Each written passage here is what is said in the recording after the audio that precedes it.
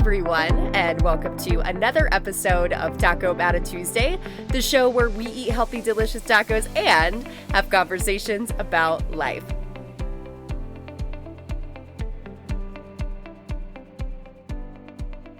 Pain is temporary, but remember that quitting lasts forever. This is something that I had to deal with, something that I had to go head up against during my really tough workout today. And I'm excited to talk about how I was able to navigate it and come out on the other side mentally, physically, and emotionally stronger through simple yet incredibly impactful mental shifts that I believe will help anyone, no matter what it is that they are currently going through. But before I do that, let's go ahead and talk about the taco of the week. This weekend, I got to go camping, and after camping, we had a lovely lunch in Estes Park on our way down, and I had the opportunity to have a ground bison burger, and it was so good. So it's like, all right, taco this week has to be ground bison. So with that being said, ground bison tacos, easy and simple as that.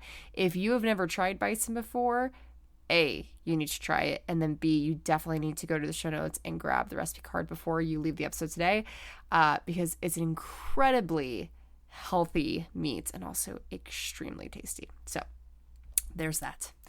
All right, let's go ahead and jump on in, shall we? Like I said, today I did a tough workout, and let me just kind of set the stage here. So this week is a shutdown of the gym that I do a lot of personal training out of.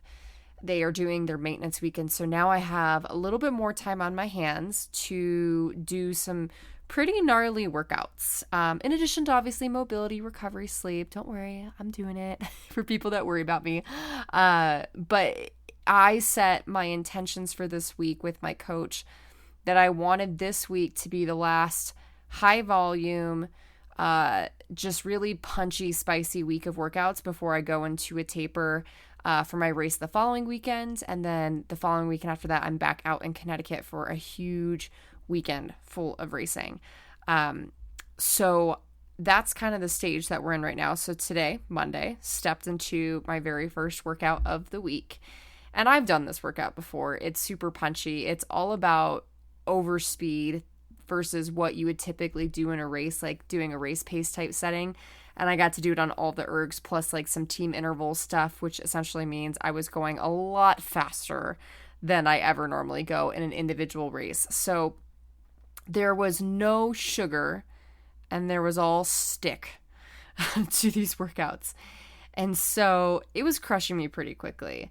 And in these moments, again, whether it's a workout or maybe you receive bad news, or you just go through something that's maybe unexpected, it is so easy to focus on the pain and let yourself slip into this I can't mindset. I wanted to talk about how I was able to navigate the physical pain that was going on in my body and how I was able to mentally shift in order to pull me through to a different place and to honestly pull me through the entire workout. Because again, I believe that these mental shifts can be really game changing for so many of us. So I wanted to dedicate the episode and walk through that. So the first thing that I told myself, which is the title of this week's episode, is that pain is temporary.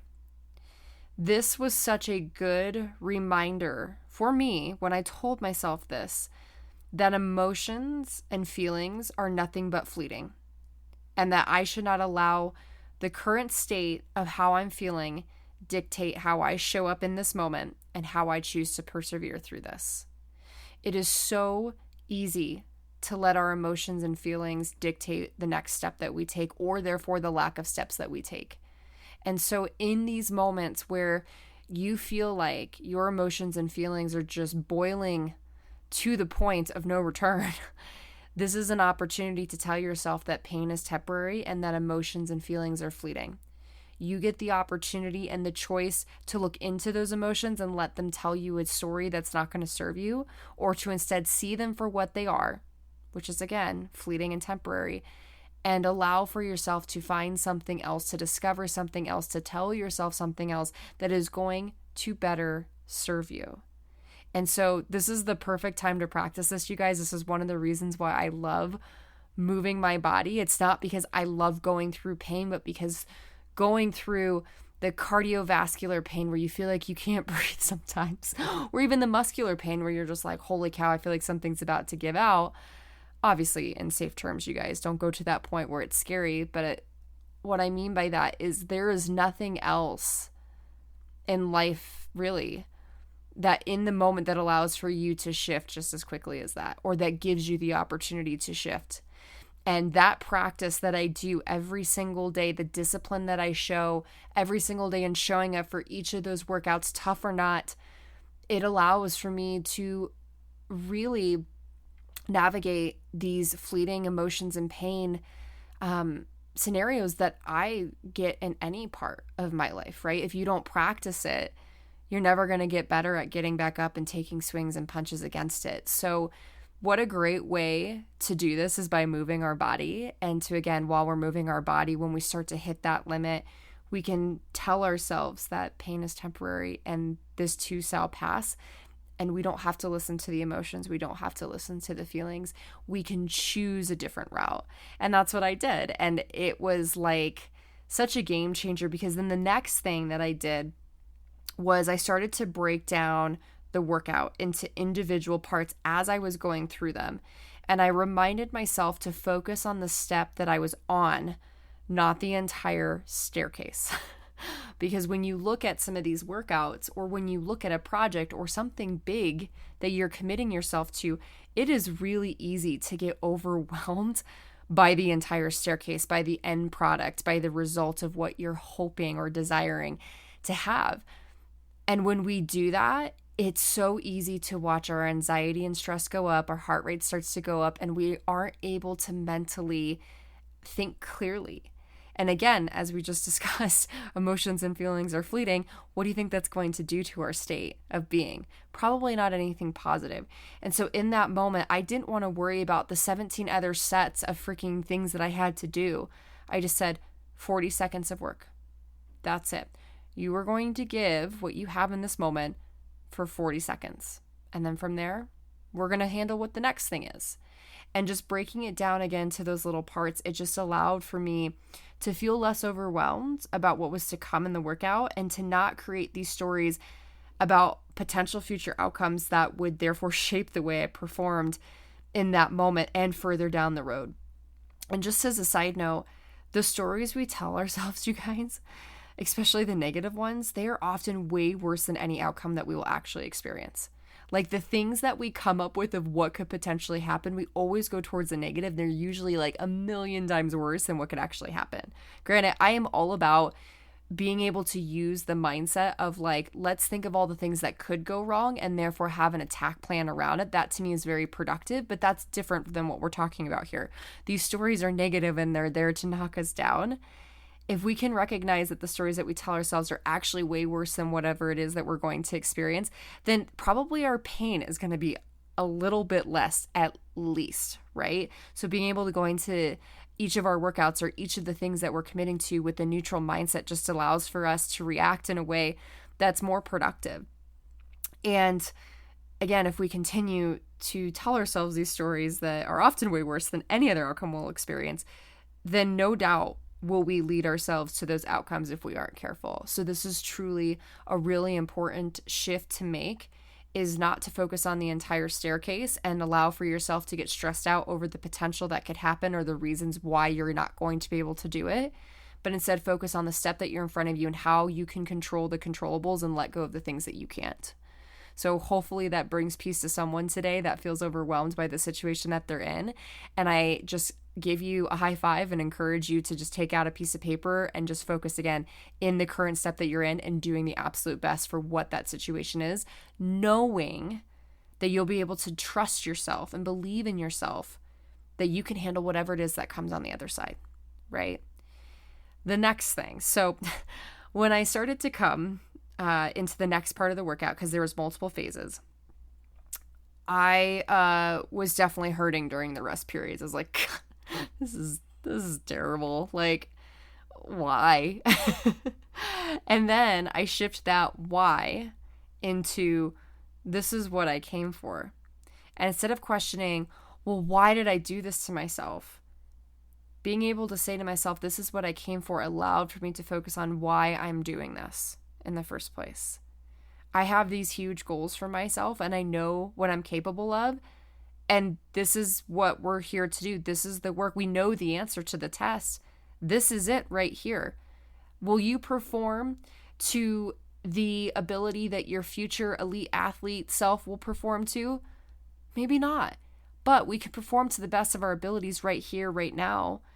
But this is what you are here for. If you want XYZ, this is it. This kind of pressure is a freaking privilege, you guys. So when you ask yourself, or when you tell yourself better yet, that this is what you came for, you start to think about the reasons why you're doing this. And for me personally, I thought about the confidence that I want to have on race day.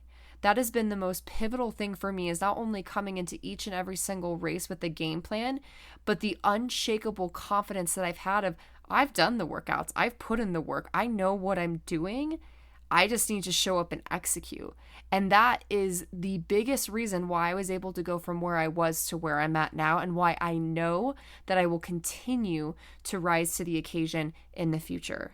So maybe you just need to go back to exploring your reasons why. Tell yourself that this is what you came for, and realizing that the uncomfortable, the discomfort zone is exactly the landing platform, or it's just the platform in general, the launching platform, I should say, that is going to take you to new heights.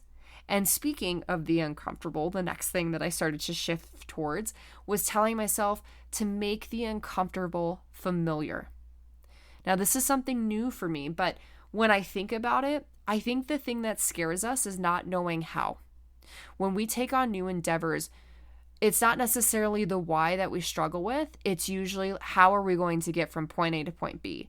And if we don't have a perfectly curated answer that we feel confident in, we tend to not take the step forward. And so for me, when I think about when I step up to these races, if I know what I might feel, but yet I know that I've put in the work and that I've been able to make it out on the other side every single time, every single repetition, I'm taking the unfamiliar out of it and I'm making it familiar. So for me, doing these workouts, I'm making the uncomfortable things when I'm like, crap, this is really going to hurt. I'm making those more familiar so that when it's time for the important moment, when it's time for race day, I'm not sitting here fleeting in these emotions and feelings that are new. I'm able to say, I know that. I know how this goes. And guess what? I can push it to the side and I can persevere. When I get to the starting block, I don't want to have a single doubt in my mind. And I definitely don't want there to be an uncharted territory that I haven't been through. So this is my opportunity this week and moving forward to go to that uncharted territory now so that I can thrive and do what I know how to do when the time matters. So think about that as such a gift. You get to right now explore the uncomfortable and make it familiar so that when it is time for it to count, you make it count. The next thing, and one of the final things, is when it really started to hurt. Can you tell that I was in a lot of pain today? I was. I do this to myself fairly often in a good way. But when it really started to hurt, like at the very end, what I told myself is the famous quote that so many of you have said, this has completely changed how I look at things. And that is to do the best with what you've got in the tank for that day, for that specific moment. In that moment, I realized I could be fatigued. Maybe I didn't get enough sleep. Maybe I didn't have enough fuel. Either way, I'll figure that out on the backside, but I'm not going to think about all the reasons why I'm not performing in the way that I want to, or why this hurts so badly, or for better or worse, why I'm going to completely fail at this. I definitely don't want to think at that. So instead, I started to think about, what do I have in this tank to give? Let's set our eyes on that and get really intentional about it and do the best with what we have left in the tank. And that's it. And if I do that, then there's no way that I failed. A, because I showed up, and B, because I gave 100% of the 40% or whatever that percentage was that I was able to give and what I had available. And that's what this is. I think Sally McRae actually talked about this a little while ago, is just, we love those workouts or those moments in life where we absolutely like smash it. And we're like, oh, that feels so good. I'm so lit. Well, here's the thing. That's like 1% of the journey, truly. 1, maybe 2 or 3% of the journey. And the rest of it is all of like kind of honestly questioning yourself and going through the pain cave and trudging through these moments of doubt. So you have to remember that if you don't have 100% in the tank, it's okay, right? Granted, make sure you're taking care of yourself, but honor yourself, give yourself grace, listen to yourself around where you're at, and just be intentional, super intentional about the steps that you take forward from there.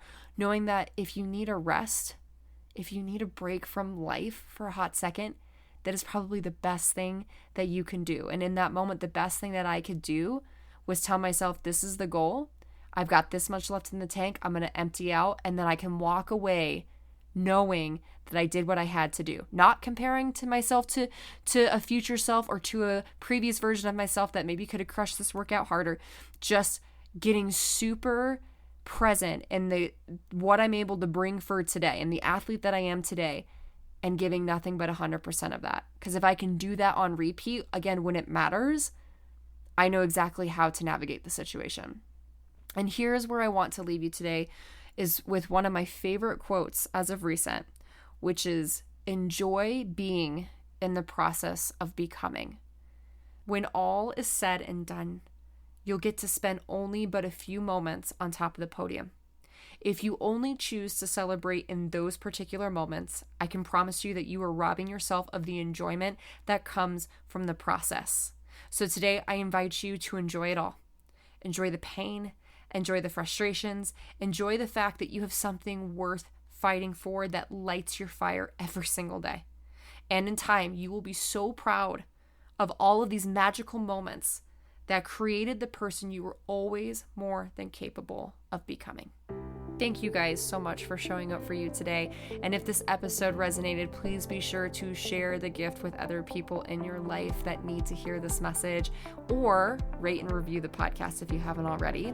Before you leave the episode, I do want to plug this, that my website is officially live and I am so excited about it. And on the website is access to the DECA workshop that I did a couple weeks ago, where I break down every single zone, what you should be focusing on, how to become more efficient so that way you can crush your next race, set your next PR. That is officially live. So again, you can go to the show notes to grab the link to that.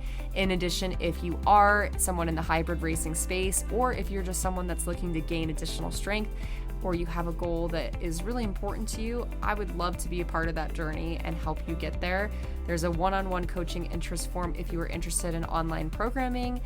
But that's it, you guys. Until then, go out, crush your week, and I will see you guys next week for another episode of Talk About It Tuesday. See you then.